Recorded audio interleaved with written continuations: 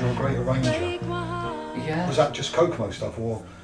Well, with Kokomo, go right back to the XLs actually. Yeah, you've We always just done spoke the about arrangement. before, yeah. Because I play a bit of keyboard, you know, and I've got a good ear for harmony, so I just naturally took the lead there. I forgot what we were just saying. Is that your cat as well? Yeah, Princess. Princess, isn't it? Is she out there? Nice to have a pussy in there. The sun's coming out. Yeah. But yeah, I would do. Yeah, I used to do all the arrangements, the vocal, you know, harmonies and all that. With the Excels, Arrival and Kokomo. Did you ever meet the Beatles? Being from Liverpool. Not No, in Liverpool, no. Met George Harrison and Paul McCartney when me, Dyan and Paddy and Mel and Alan, I think Neil as well, working with Alvin Lee. Alvin Lee. We haven't mentioned Bryan Ferry yet. You worked with yeah, with Bryan was Ferry. they Roxy Music or Bryan Ferry? It was Bryan Ferry, yeah, doing his own Get thing. that in. Yeah. That was, when would that be? 1977 or something like that. We did a show at the Rainbow with Alvin Lee. Yeah.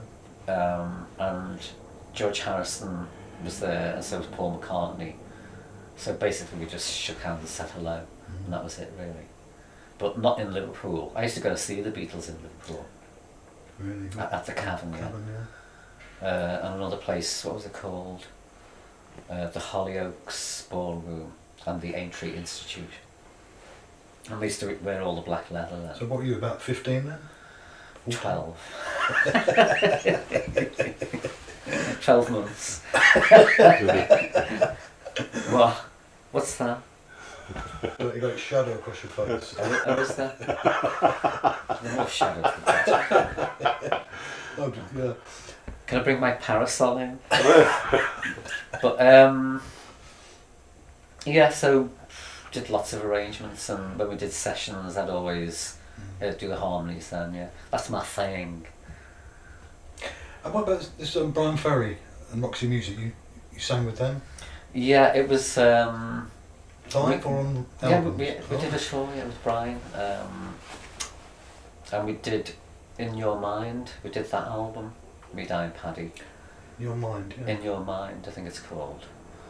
But we toured for about 6 weeks with Bryan Ferry. And I have to say it was the best tour. Marc Fenwick was his manager then. Oh, you were looked after, you mean? Brilliantly, yeah. You couldn't step out the door without a limo.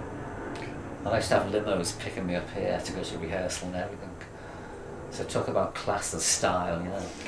Actually, in that Ronnie Wood book I'm reading, he says the same. He said with the Faces, they were in old beat-up transit, and all of a sudden he was being picked up by this big machine. Yeah. Big powerful machine that runs all these top bands. Well, No, that's the way they did it. Yeah. I mean, Marc Fenwick, I think he was the grandson of, you know, Fenwick's in Bond Street. I think he was the grandson of the guy who started Fenwick's. You know, the shop in Bond Street, Fenwick's.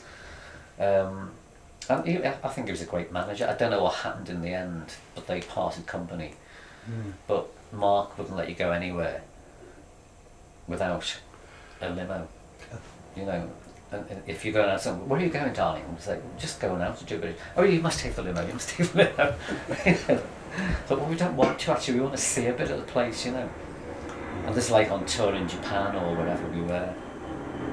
But no, very excellent organisation, even for the sound checks.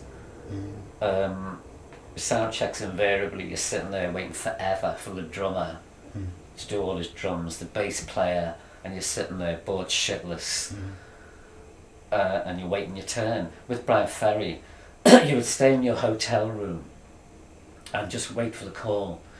You come down, within 5 minutes you'd be sound checking. So it was that well structured, you know, they really had it together. So yeah, the only thing is, me, Dyan and Paddy, we pulled out of that tour because we were sick of flying, and because we were flying here, there and everywhere. And me and Paddy were terrible flyers, really frightened, you know. we couldn't handle it anymore, so we didn't do the rest of the world tour with Bryan. And I'd like to take this opportunity now, Bryan, if you're watching this, I really regret that move. It was nothing against you personally, we were just so frightened of flying and we just couldn't handle it anymore. So I do regret that. We missed out on Australia and all those places with Bryan, you know. Yeah. And I don't think Bryan's ever really forgiven us for doing that, but it was nothing personal. It was just like, we were so paranoid as flying. Yeah, I'm a bit the same. And we thought, we'd done so many flights, we thought, well, you know, how long can you be lucky for? Ollie. I know, yeah, comes to mind. Yeah.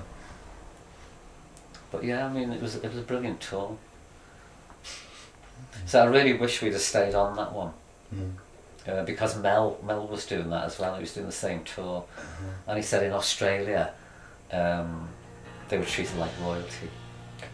And, you know, I really... It's only in retrospect you look back and you think, yeah, I wish we'd have stuck with it, but we didn't. Never mind. Sorry, Bryan, do forgive me.